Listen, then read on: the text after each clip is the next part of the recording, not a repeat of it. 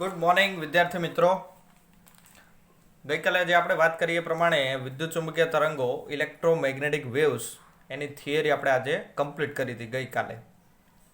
તો આજે દાખલાથી શરૂઆત કરીએ. ઉદાહરણ એકદમ નાનું છે, 5 જ દાખલા છે. તો દાખલા નંબર 1 ઉદાહરણનો રકમ મોટી છે અને સમજવા જેવી રકમ છે. પહેલો દાખલો એક થોડોક વ્યવસ્થિત સમજજો. એક સમાંતર પ્લેટ કેપેસિટર કે જેની વર્તુળાકાર પ્લેટની ત્રિજ્યા 1 મીટર છે, તેનું કેપેસિટન્સ 1 નેનો ફેરાડે છે. તેને વિદ્યુતભારિત કરવા માટે t=0 સમયે R=1 મેગા ઓહ્મના અવરોધ સાથે શ્રેણીમાં 2 વોલ્ટની બેટરી સાથે જોડવામાં આવે છે. તો કંઈક આ પ્રકારની ઘટના બને છે. એક કેપેસિટર છે, માની લો આ કેપેસિટર છે, એને આપણે ચાર્જિંગ કરવું છે. ચાર્જિંગ કરવું હોય તો બેટરી સાથે જોડવું પડે, પણ ડાયરેક્ટ બેટરી સાથે કેપેસિટરને ક્યારેય જોડવું નહીં. કેમ? કારણ કે કેપેસિટરને કેટલો પ્રવાહ જોઈએ છે એ આપણને ખબર નથી. એટલે પ્રવાહને નિયંત્રિત કરવો હોય તો હંમેશા આ સર્કિટની અંદર અવરોધ જોડવો પડે. તો કેપેસિટર જે છે એને ડાયરેક્ટ બેટરી સાથે નહીં જોડવાનું, એની સાથે એક શ્રેણીમાં અવરોધ પણ જોડવો પડે કે જેનાથી બેટરીમાંથી જે પ્રવાહ નીકળે છે એ પ્રવાહ જે છે એ વધે ઘટે કોના મદદથી? અવરોધની મદદથી. બરાબર. ચાલો, આ કેપેસિટર છે એને આપણે 2 વોલ્ટની બેટરી અને 1 મેગા ઓહમ, મેગા એટલે 10⁶, આટલા ઓહમનો અવરોધ R, બેટરીના વોલ્ટેજ V, એની સાથે કેપેસિટન્સ C જોડ્યું છે. C=1 નેનો ફેરાડે છે. અને કેપેસિટર જે છે એની પ્લેટ પાછી વર્તુળાકાર છે. અત્યાર સુધી જે આપણે કેપેસિટર ધાર્યું એમાં કેવું પ્લેટ હતી? આવી રીતે સમાંતર પ્લેટ કેપેસિટર હતું. આ એક પ્લેટ અને પાછળ બીજી પ્લેટ. બરાબર. આવી રીતે ગણીએ તો આ 2 પ્લેટ આવી રીતે રહેલી હોય. આવું કેપેસિટર આપણે ધારતા. પણ તમે કોઈ પણ પ્રકારનું કેપેસિટર બનાવી શકો. એની જગ્યાએ હું બંને સાઈડ વર્તુળાકાર પ્લેટ લઉં. ચાલો, આ એક પ્લેટ છે, બરાબર, વર્તુળાકાર, અને આવી જ આ સાઈડ બીજી એક પ્લેટ છે. તો એ પણ બંને પ્લેટને આવી રીતે પાસે રાખું તો પણ એક કેપેસિટર બની જાય. તો એ વર્તુળાકાર પ્લેટવાળું અહીંયા કેપેસિટર છે. એટલે સાઈડમાંથી જુઓ તો તમને આવું જ દેખાય. ઓકે, ચાલો, આવું એક કેપેસિટર છે. હવે અહીંયા એક સ્વિચ ગોઠવેલી છે કે જેથી આપણે ચાર્જિંગ ડિસ્ચાર્જિંગ ચાલુ બંધ કરી શકાય. t=0 સમય, 0 સમય એટલે એકદમ શરૂઆતની સ્થિતિ, જ્યારે કેપેસિટર ડિસ્ચાર્જ હતું એને આપણે ચાર્જિંગ કરવા માટે આ સર્કિટ જોડી એ સમયની વાત કરે છે. t=0 સમયે આ પ્રકારની સર્કિટ બનાવવામાં આવે છે.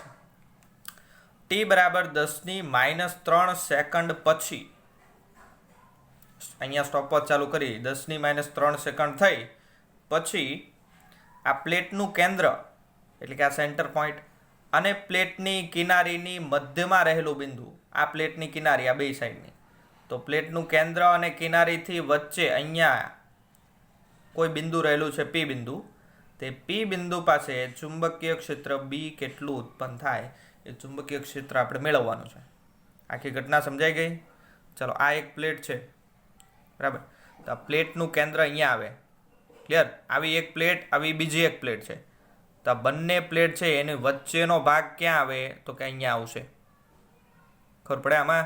આ પ્લેટને તમે આવી રીતે જુઓ, આવી રીતે 2 પ્લેટ મૂકેલી છે તો બેયનું સેન્ટર પોઈન્ટ ક્યાં આવે? અહીંયા વચ્ચે ક્યાંક આવે ને, બરાબર. તો એ વચ્ચે સેન્ટર અને કિનારી ક્યાં આવે? અહીંયા. આ કિનારી કહેવાય. એટલે આ સીધી લીટી દોરું એટલે આ કિનારી થઈ જાય.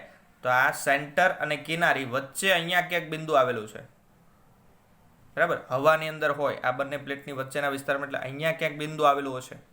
તો એ P બિંદુ પાસે ચુંબકીય ક્ષેત્ર કેટલું ઉત્પન્ન થાય એ મેળવવાનું છે.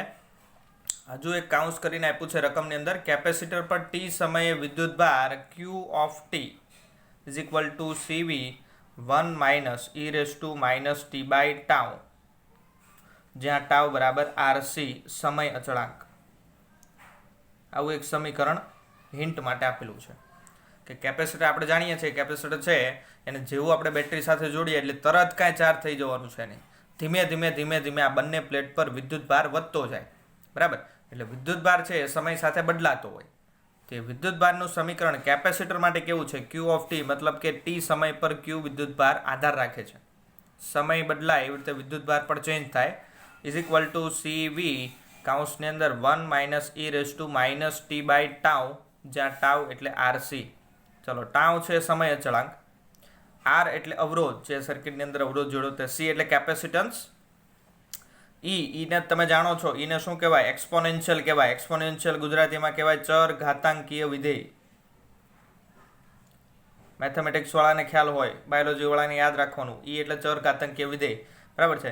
એનું મૂલ્ય કેટલું આવે? 2.718 આવે. એટલે અહીંયા છે 2.718 raise to minus T by tau. T એટલે જે તે સમય, સી કેપેસિટન્સ અને વી એટલે બેટરીના વોલ્ટેજ, બરાબર. તો આવી રીતે ચાર્જિંગ દરમિયાન કેપેસિટરની પ્લેટ પર જમા થતો વિદ્યુતભાર આ સમીકરણ પ્રમાણે આપી શકાય. ચલો આની અંદર જુઓ, ચાર્જિંગ કરીએ આપણે એટલે શરૂઆતમાં કેપેસિટરની પ્લેટ પર કેટલો વિદ્યુતભાર હોય? શરૂઆતમાં વિદ્યુતભાર 0 હોય. શરૂઆતમાં વિદ્યુતભાર કેવો હોય? 0 હોય, બરાબર. કેપેસિટર ફૂલ ચાર્જ ક્યારે થાય? ફૂલ ચાર્જ થાય ટી બરાબર ઇન્ફિનિટી સમયે. એવું ધારવામાં આવે છે કે અનંત સમય જતો રહે ત્યારે કેપેસિટર ફૂલ ચાર્જ થઈ જાય, બરાબર. ટી બરાબર 0 સમયે કેવું હતું? કેપેસિટર પરનો વિદ્યુતભાર 0 હતો, કારણ કે સંપૂર્ણ ડિસ્ચાર્જ હતું. અને ટી બરાબર ઇન્ફિનિટી સમયે કેપેસિટર પરનો વિદ્યુતભાર કેવો હોય? મેક્સિમમ હોય.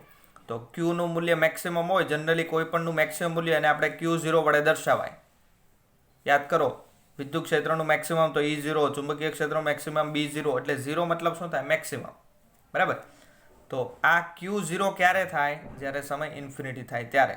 અને આ Q કોના જેટલો હોય? તો કે CV જેટલો હોય. કેપેસિટર ભણ્યા એ વખતે આપણે સમીકરણ સાબિત કરેલું, Q is equal two CV, બરાબર. તો આટલો વિદ્યુતભાર મહત્તમ હોય તો CV ની જગ્યાએ હું Q0 લખું તો કંઈ વાંધો નહીં, અને ટાઉની જગ્યાએ હું RC લખી નાખું છું. તો આવું કંઈક સમીકરણ મળે, Q of T is equal to Q0 1 minus e raise to minus T by RC.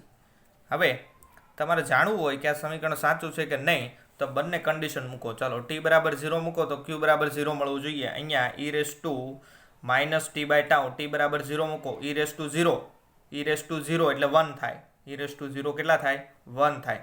તો 1 માઇનસ 1 કરો તો 0, આખું પદ કેવું થઈ ગયું? 0. તો Q ઓફ T કેટલા થાય? 0. આવી ગયો અહીંયા જવાબ કે T બરાબર 0 સમયે વિદ્યુતભાર કેટલો હોય? 0. ચાલો હવે T બરાબર અનંત મૂકો તો મેક્સિમમ મળવો જોઈએ. કેટલો મળવો જોઈએ? CV જેટલો.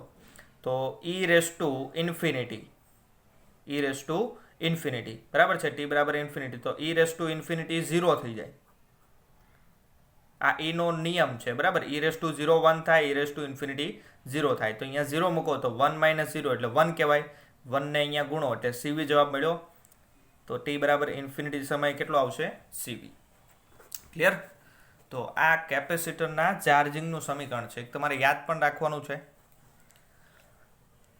તો અહીંયા પ્રશ્ન આપણને એકચ્યુઅલ પૂછ્યો છે કે આ જે P પોઈન્ટ છે ત્યાં ચુંબકીય ક્ષેત્ર કેટલું થાય. તો આ સમીકરણ પરથી આપણે ચુંબકીય ક્ષેત્ર લાવવાનું છે, બરાબર. તો સ્થાનાંતર પ્રવાહ ચેપ્ટરની અંદર થિયરી ભણ્યા, તો સ્થાનાંતર પ્રવાહ કેવી રીતે ઉત્પન્ન થાય પહેલાં સમજી લો. આ કેપેસિટરની બે પ્લેટ છે, બરાબર. અહીંયા દાખલા તરીકે બેટરી જોડી છે એટલે અહીંથી પ્રવાહ આવે, બહાર પસાર થાય ને IC કહેવાય ને, વહન પ્રવાહ. અને અંદર એક પ્રવાહ ઉત્પન્ન થાય અને ID કહેવાય, સ્થાનાંતર પ્રવાહ. તો ID જે છે કેવી રીતે આવે, બરાબર. ID કેવી રીતે આવે? તો આ જે વિદ્યુતભાર છે એ સમય સાથે બદલાય છે. ચાલો આ પ્લેટ પર, બંને પ્લેટ પર વિદ્યુતભાર સમય સાથે બદલાય છે, બરાબર. વિદ્યુતભાર સમય સાથે બદલાય એટલે માની લો કે અહીંયા શરૂઆતમાં 1 કુલમ હતો, અમુક સમય પછી 2 કુલમ થાય, અમુક સમય પછી 3 કુલમ થાય. એટલે વિદ્યુતભાર બદલાય એટલે સિગ્મા બદલાય. સિગ્મા એટલે Q બાય A. સિગ્મા પૃષ્ઠ વિદ્યુતભાર ઘનતા, Q બદલાય છે તેનો મતલબ કે સિગ્મા પ્લેટની પૃષ્ઠ વિદ્યુતભાર ઘનતા બદલાય. ચલો સિગ્મા બદલાય એટલે E is equal to sigma upon epsilon 0. કેપેસિટરનું સમીકરણ છે, વચ્ચેના ભાગમાં વિદ્યુત ક્ષેત્ર sigma upon epsilon 0. Sigma change થાય તો એનો મતલબ કે સમય સાથે વિદ્યુત ક્ષેત્ર પણ ચેન્જ થાય. એટલે જ્યારે આપણે ચાર્જિંગ કરીએ ત્યારે કેપેસિટરની બે પ્લેટ વચ્ચેના વિસ્તારમાં જે ધનથી ઋણ તરફ વિદ્યુત ક્ષેત્ર હોય એ કેવું થાય? સમય સાથે સતત બદલાતું હોય. કેમ બદલાય ખબર પડી ને? કારણ કે E સિગ્મા પર આધાર રાખે ને સિગ્મા Q પર આધાર રાખે ને Q પાછો T પર આધાર રાખે. એટલે સમય સાથે આ બધી ક્વોન્ટિટી બદલાય. તો E બદલાય છે. હવે સ્થાનાંતર પ્રવાહ ભણ્યા એ વખતે મેઇન વાત શું હતી? સ્થાનાંતર પ્રવાહનું ઉદ્ભવવાનું કારણ કોણ? તો કે આ પ્લેટની વચ્ચેનું વિદ્યુત ક્ષેત્ર બદલાય એટલે સ્થાનાંતર પ્રવાહ ઉત્પન્ન થાય. આપણે ભણ્યા હતા ID બરાબર શું લખાય? Epsilon 0 d phi E upon dt, બરાબર. Epsilon 0 d phi upon dt. phi E શું છે? ફાઈ ઈ એટલે ઇલેક્ટ્રિકલ ફ્લક્સ. ફાઈની જગ્યાએ આપણે ઈ ડોટ એ એવું લખતા, એટલે ઈ એ કોસ થીટા લખાય. બરાબર છે. કોસ થીટા છે એને ભૂલી જાઓ, કારણ કે એ 1 થઈ જવાનું છે, એટલે માત્ર બચે કોણ? ઈ એ. તો અહીંયા સમીકરણ શું બને? એપ્સિલોન 0 ડી ઈ એ અપોન ડીટી. જુઓ, ઈ વિદ્યુત ક્ષેત્ર છે. અહીંયા આપણે વાત કરીએ એ પ્રમાણે ઈ તો સમય સાથે બદલાય છે, તો ઈ બદલાય તો એનો મતલબ કે આખું પદ બદલાય. આખું પદ બદલાય એટલે સ્થાનાંતર પ્રવાહ ઉત્પન્ન થાય. બરાબર. સ્થાનાંતર પ્રવાહ ઉત્પન્ન થાય તો એના કારણે પી બિંદુ પાસે આપણને ચુંબકીય ક્ષેત્ર મળશે. ક્લિયર? તો આખી ઘટના છે, આખા ઘટનાને આપણે દાખલા સ્વરૂપે ટ્રાન્સફોર્મ કરવાની છે. સ્થાનાંતર પ્રવાહનો કોન્સેપ્ટ આવડે છે, એટલે જો સ્થાનાંતર પ્રવાહ સમજ્યા હોય તો આ દાખલો ઇઝી પડે. ચાલો શરૂઆત કરીએ આકૃતિથી. તો આ કેપેસિટરની બે પ્લેટ છે. આ એનું કેન્દ્ર છે, ઓ નામ આપી દઉં છું. બરાબર. આ કેન્દ્ર ઓ છે અને અહીંયા પી બિંદુ આવેલું છે. બરાબર. અહીંયા ઓપી એ તમને આપેલું છે 0.5 મીટર, રકમની અંદર જ આપેલું છે. બરાબર. આ કિનારી છે, આ કેન્દ્ર છે, બંને વચ્ચે એક્ઝેક્ટ મધ્યમાં પી બિંદુ આવેલું છે. તો પી બરાબર 0.5 મીટર. આને એક સર્કિટ સાથે જોડેલી છે અને અહીંયા એક કળ મૂકેલી છે. 2 વોલ્ટની બેટરી છે. આર અવરોધ છે 1 મેગા ઓહ્મનો, અને આ સર્કિટ પૂર્ણ થાય છે. ચલો, આ પ્રકારની ઘટના છે. સી બરાબર આપેલું છે 1 નેનો ફેરાડે. બરાબર. પ્લેટની ત્રિજ્યા, આ જે પ્લેટ વાપરીએ પ્લેટની ત્રિજ્યા એને આપણે R0 કહી દઈએ. તો R0 બરાબર 1 મીટર આપેલી છે, અને આ જે ઓપી ડિસ્ટન્સ છે એને હું સ્મોલ આર કહી દઉં છું. બરાબર. ચલો, આવું કંઈક આપેલું છે. ક્યુ ઓફ ટી સમીકરણ પણ આપેલું છે, તો એ સમીકરણ આપણે પછી લખીએ. Q of t is equal to CV 1 minus e raise to minus T by tau. ચાલો, હવે ઘટના શું બનશે કે અહીં પરિપથ જોડતા કેપેસિટરની પ્લેટ પરનો વિદ્યુતભાર સમય સાથે બદલાશે. પરિણામે પૃષ્ઠ વિદ્યુતભાર ઘનતા Q is equal to sigma is equal to q by A આ પણ બદલાય. આથી પ્લેટો વચ્ચેના વિસ્તારમાં જો બધા કડીમાં જ જવાનું છે. સિગ્મા બદલાય એટલે કોણ બદલાય? ઈ બદલાય. એટલે પ્લેટો વચ્ચેના વિસ્તારમાં વિદ્યુત ક્ષેત્ર E is equal to sigma upon epsilon 0